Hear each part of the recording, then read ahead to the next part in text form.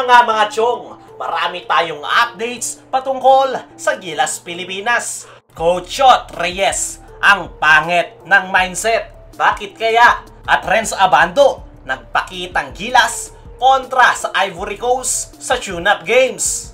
8 araw na lang ay magsisimula na ang FIBA World Cup, ay mas mahigpit na nga na preparation ang ginagawa ngayon ng ating national team na Gilas Pilipinas. Kahapon nga, August 16, naganap ang una sa kanilang natitirang 3 tune-up game kontra Ivory Coast. Maganda nga ang ipinakita ng Gilas Pilipinas at hindi nga sila nakikitaan ng kulang sa chemistry dahil smooth na nga ang kanilang transition.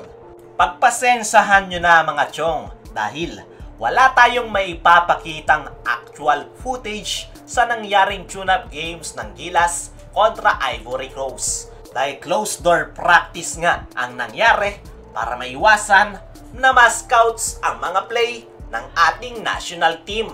Pero isa nga sa mga nakapagpakitang gilas ay itong si Renz Abando. Napakaganda nga ng ipinakita nitong si Renz Abando. Nandoon ang kanyang napakagandang depensa at sobrang sipag sa loob ng basketball court. Limitado lang ang minuto ni Renz Abando, pero quality minutes nga ang isinukli nito kay Coach Chot Reyes, na para bang sinasabi ni Renz Abando kay Chot Reyes na isama siya sa official 12-man lineup. Nandoon nga ang napakahigpit na depensa nitong si Renz Abando sa mga gwardya ng Ivory Coast. Nagagawang makasabay dahil sa kanyang speed at madali nitong nakukuha ang bola dahil sa bilis ng kanyang kamay. Marami ring block shots na naitala itong si Renz Abando dahil sa kanyang leaping ability. Bukod nga sa depensa ay nakapagpakita rin naman ng disenteng opensa itong si Renz Abando.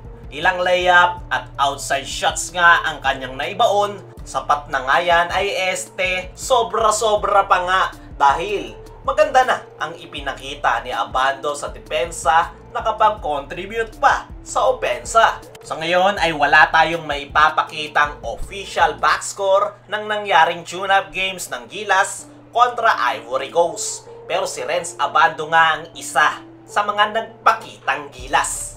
At dahil nga sa maganda ang ipinakita nitong si Renz Abando, ay napakalaki ng tsansa na makakapasok talaga ito sa Final 12 lineup ng Gilas Pilipinas. Dahil nabanggit nga ng SBP at ng Gilas coaching staff na ang mga natitirang tune-up games ng ating national team ay ang magiging crucial para sa kanilang magiging desisyon kung sino-sino ang makakapasok sa Final 12 lineup.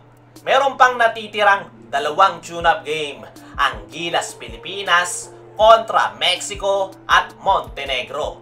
Kinakailangan ngang maging consistent nitong si Renz Abando para wala nang palusot si Coach Chot Reyes na hindi mapasama si Renz Abando sa kanyang official 12-man lineup.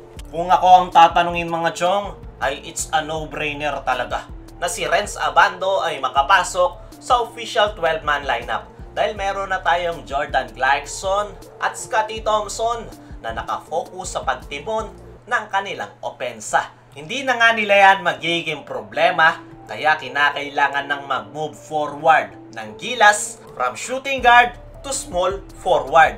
At dyan nga papasok itong si Renz Abando. Sa kabilang banda naman mga chong, Coach Chot Reyes, ang pangit ng mindset. Ayon nga sa mga naging latest interview kay Coach Chot Reyes, ay sinabi nga nito na Italy is Italy. Alam nga daw ng lahat kung anong quality team ang nasabing kupunan. At hindi na nga daw sila umaasa na mananalo dyan. Kaya ang magiging focus nga daw nila ngayong FIBA World Cup ay kontra Dominican Republic at Angola. At medyo nag-aalangan pa nga si Coach Chot Reyes kontra Angola dahil wala nga daw siyang nakikitang pwedeng magpahinto sa NBA big man na si Karl Anthony Towns. Kahit nga daw sa NBA ay hindi ito mapigilan ng one-on-one, ano pa kaya daw sa Gilas Pilipinas? Para sa akin mga chong, ay napakapangit ng mindset na yan ni Coach Chot Reyes. Dahil bilang head coach, dapat puro positibo lang at puro panalo ang kanilang target. Kahit sino ang makatapat ay dapat panalo ang ating target para maitatak sa utak ng mga players na lumaban at hindi yung maglaro lang. Hindi yung binababa niya pa yung kumpiyansa ng kanyang mga players.